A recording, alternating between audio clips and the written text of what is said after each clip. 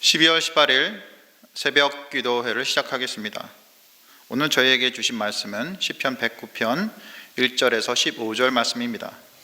같이 봉독하시겠습니다. 하나님, 내가 주님을 찬양합니다.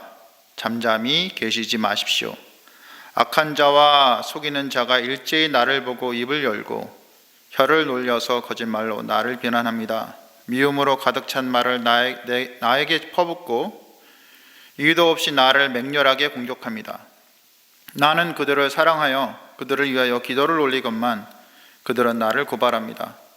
그들은 선을 오히려 악으로 갚고 사랑을 미움으로 갚습니다. 그러므로 악인을 시켜 그와 맞서게 하십시오. 고소인이 그의 오른쪽에 서서 그를 고발하게 하십시오. 그가 재판을 받을 때 유죄 판결을 받게 하십시오. 그가 하는 기도는 죄가 되게 하십시오. 그가 살 날을 짧게 하시고 그가 하던 일도 다른 사람이 하게 하십시오. 그 자식들은 아버지 없는 자식이 되게 하고 그 아내는 과부가 되게 하십시오. 그 자식들은 떠돌아다니면서 구걸하는 신서가 되고 폐허가 된 집에서 마저 쫓겨나서 밥을 빌어먹게 하십시오. 빚쟁이가 그 재산을 모두 가져가게 하고 낯선 사람들이 들이닥쳐서 재산을 모두 약탈하게 하십시오. 그에게 사랑을 베풀 사람이 없게 하시고 그 고아들에게 은혜를 베풀어 줄 자도 없게 하십시오. 자손도 끊어지고 후대에 이르러 그들의 이름까지도 지워지게 하십시오. 그의 아버지가 지은 죄를 주님이 기억하시고 그의 어머니가 지은 죄도 지워지지 않게 하십시오. 그들의 죄가 늘 주님에게 거슬리게 하시고 세상 사람들이 그를 완전히 잊게 하여 주십시오. 아멘.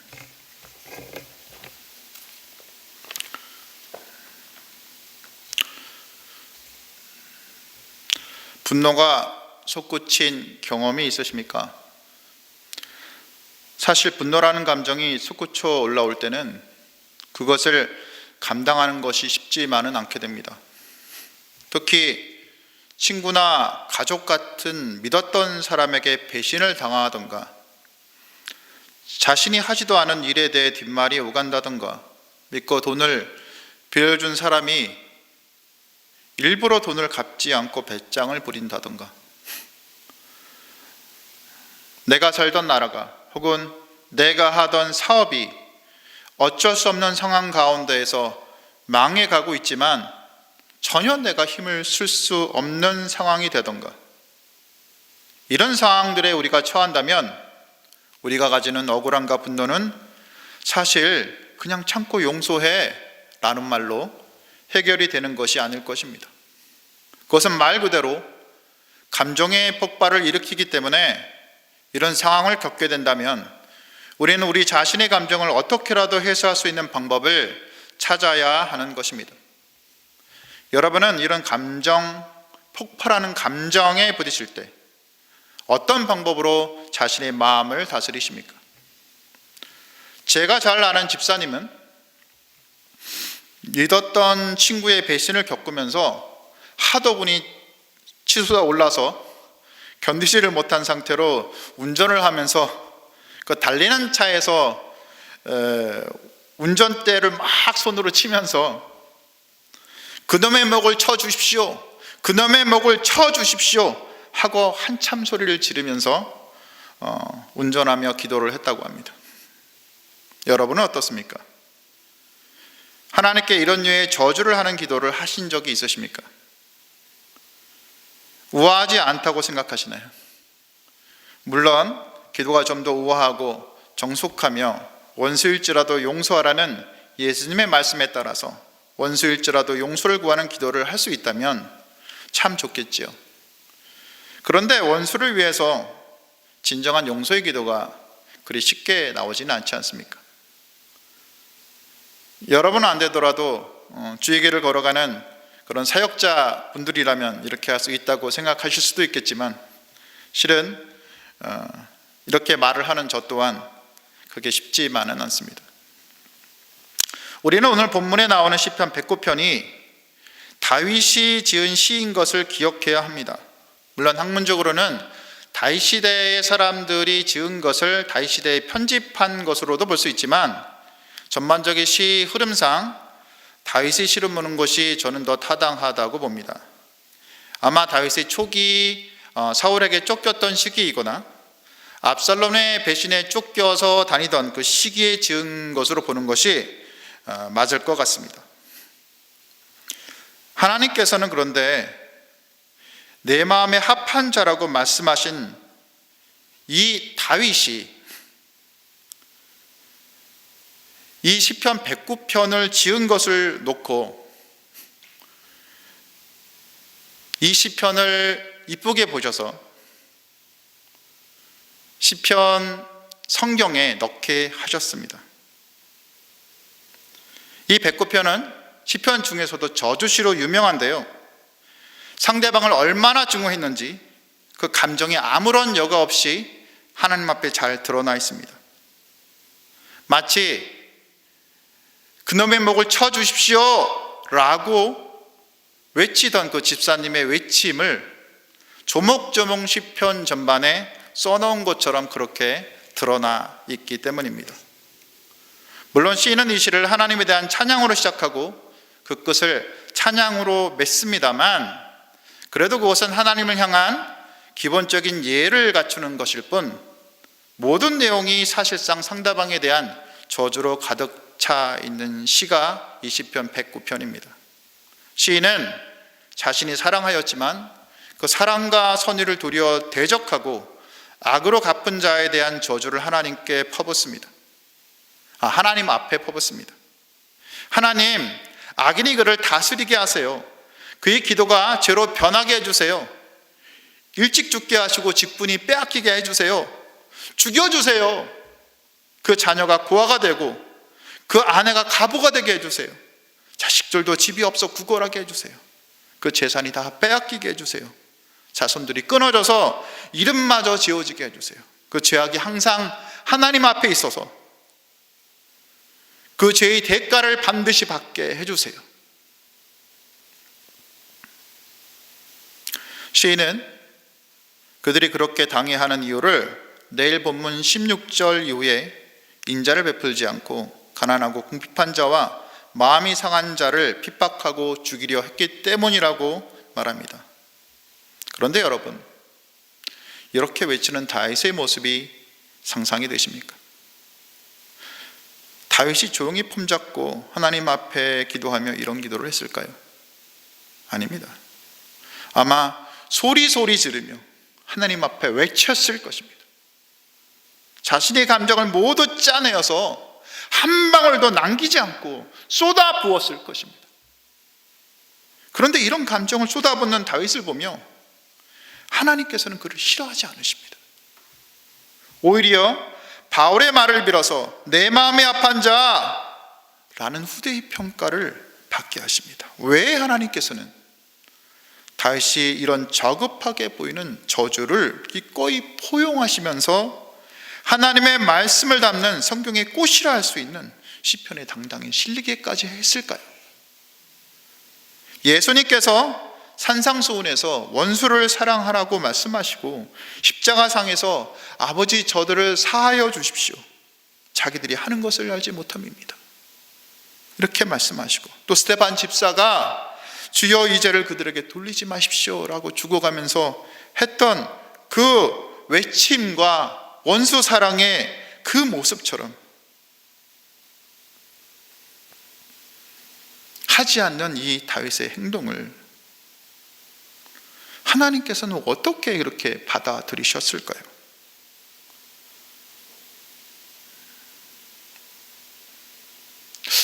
이렇게 용서하는 것이 저희가 해야 될 행동 아닙니까? 적어도 하나님의 사람은 이렇게 용서해야 되지 않겠습니까?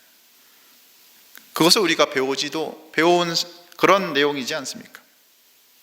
그런데 왜 하나님께서는 이런 저주를 퍼붓는 다윗을 인정하시고 사랑하셨는가요? 우선 우리는 하나님께서 사람의 감정을 지으셨음을 기억해야 합니다. 하나님께서 우리 감정의 주인이시고 사랑의 감정뿐만 아니라 분노의 감정 또한 하나님으로부터 왔다는 것을 우리는 기억해야 한다는 것입니다. 그러니 하나님께서 사람이 분노할 수밖에 없는 억울하고 분한 상황에 처했을 때 그 사람의 감정을 주님께서도 너무도 잘 아신다는 것입니다. 그리고 잘 이해하신다는 것입니다. 그 감정이 하나님으로부터 왔고, 또한 하나님의 그 분노의 상황 가운데 있는 우리를 그냥 내버려 두지 않으시고 우리 가운데서 같이 분노하시기 때문입니다.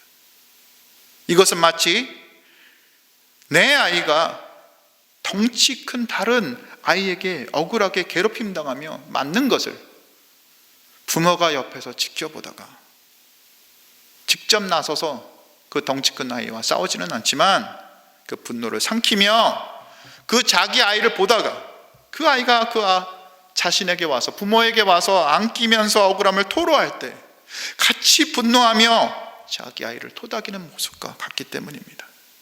그리고 그 부모가 마침내는 나서서 혼자 해결하지 못하는 문제를 해결하듯이 하나님께서도 참으시는 것 같지만 결국 그 문제 해결에 나서신다는 것입니다.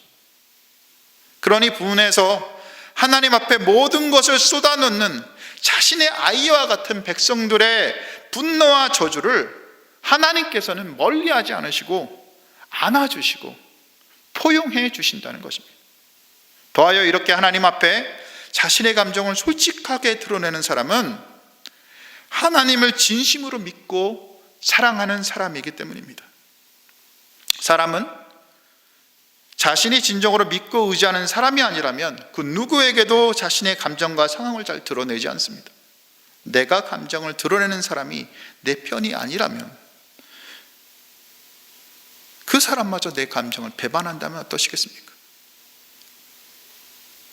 아니, 말이 많아서 이 말 저 말을 여기저기 달리 말하며 옮기는 그런 위인이었다면 어떤 마음이 드시겠습니까?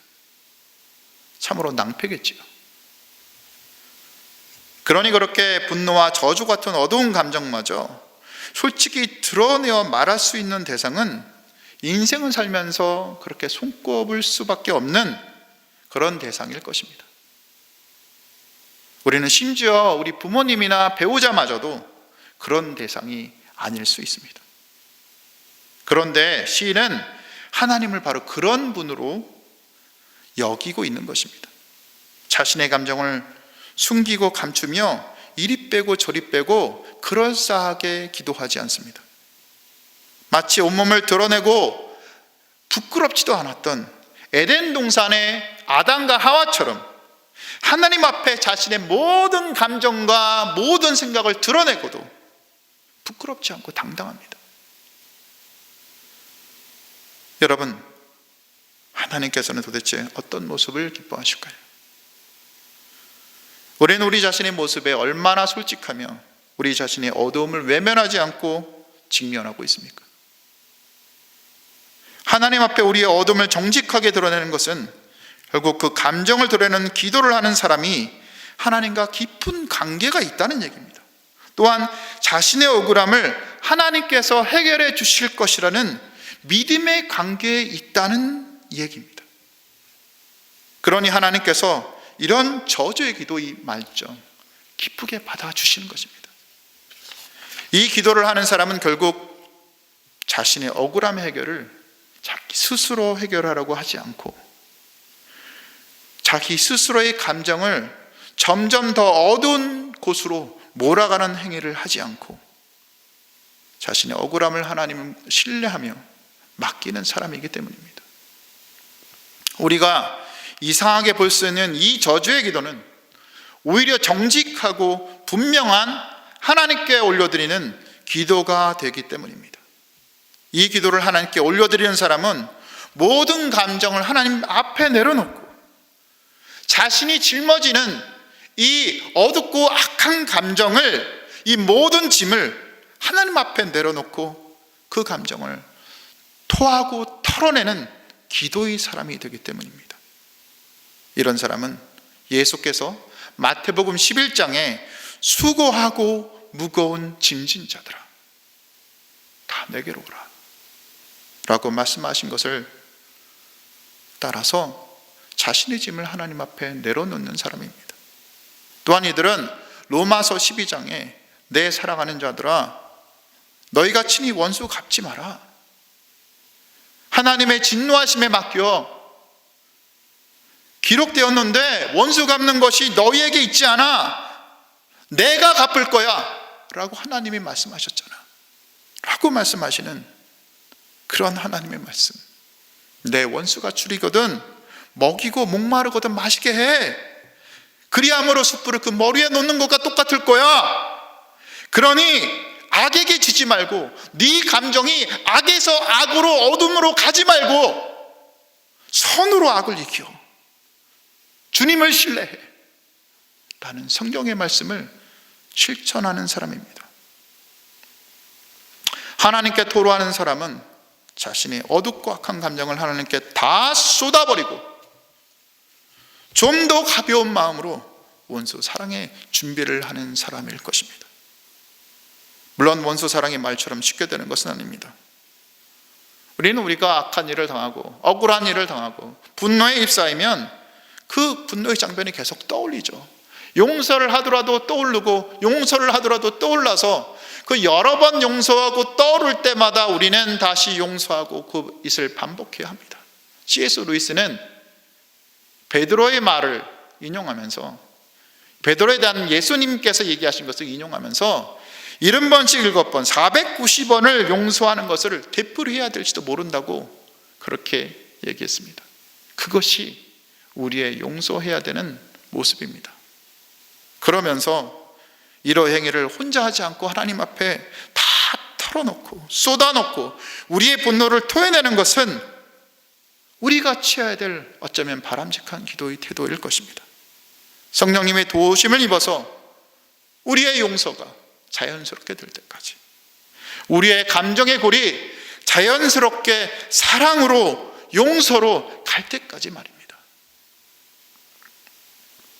더하여 우리가 잊지 말아야 하는 것은 우리 역시 누군가의 원수가 될 수 있다라는 것입니다. 우리 또한 누군가에게 억울함을 준 존재라는 것입니다.